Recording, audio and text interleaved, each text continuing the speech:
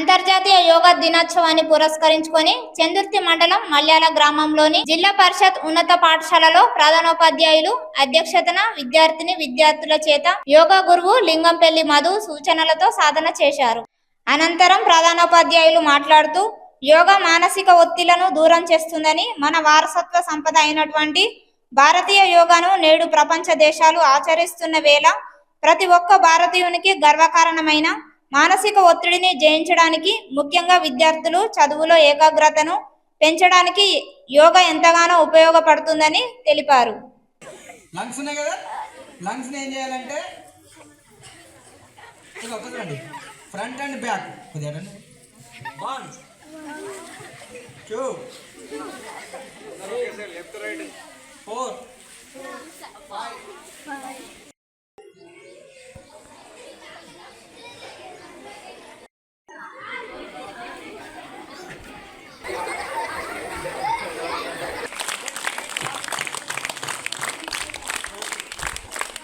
మన సగటు ఆయుష్ ఎంత? దాదాపుగా 60 పైన. జూన్ 21 యోగా దినోత్సవాన్ని పురస్కరించుకొని మరి జెడ్పీహెచ్ఎస్ మల్యాల పాఠశాలలో ఈరోజు హెచ్ఎంఎండ్ స్టాఫ్ అండ్ పిల్లల ఆధ్వర్యంలో వివేకానంద సేవ సమితి వారు మరి మన పాఠశాలలో యోగా దినోత్సవాన్ని పిలవగానే ఇచ్చేసి మరి వారు పిల్లలకి రకరకాల యోగా ఆసనాలు వేయించి, తర్వాత యోగాసనాల వల్ల ఎటువంటి లాభాలు చేకూరుతాయి, తర్వాత పిల్లలకు ఎడ్యుకేషన్లో కానివ్వండి, ఎగ్జామినేషన్లో కానివ్వండి ఎటువంటి టెన్షన్స్ లేకుండా ఎట్లా వాళ్ళు ఎగ్జామ్ రాయగలుగుతారు, ఇవన్నీ యోగాతో సాధ్యమైతే అని మరి వారు పిల్లలకు యోగాసనాలు ప్రత్యేకంగా వేసి తర్వాత ఎన్నో ఉదాహరణలతోని పిల్లలకు వివరించడం జరిగింది. మరి వారికి పాఠశాల హెచ్ఎం మరియు బృందం పిల్లల తరఫున ప్రత్యేకంగా ధన్యవాదాలు. అందరికీ అంతర్జాతీయ యోగా దినోత్సవ శుభాకాంక్షలు.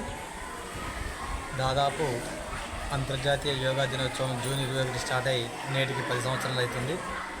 దశాబ్ది ఉత్సవంలో భాగంగా మా మల్యాల గ్రామంలో జిల్లా పరిషత్ హై స్కూల్ ప్రాంగణంలో ప్రధానోపాధ్యాయుల అనుమతితో ఉపాధ్యాయులు మరియు విద్యార్థులందరికీ కూడా యోగా యొక్క ప్రాముఖ్యాన్ని, ప్రాశస్త్యతను, చరిత్రను, ఇతివృత్తాన్ని తెలియజేస్తూ యోగా వల్ల ఎలాంటి లాభాలు ఉంటాయి, అందులో ముఖ్యంగా పిల్లలకు, పెద్దలకు ఏ విధమైనటువంటి ఆసనాలు, ప్రాణాయామాలు, ధారణలు, ధ్యానము ఇవన్నిటి యొక్క విధానాల గురించి చెప్పడం జరిగింది.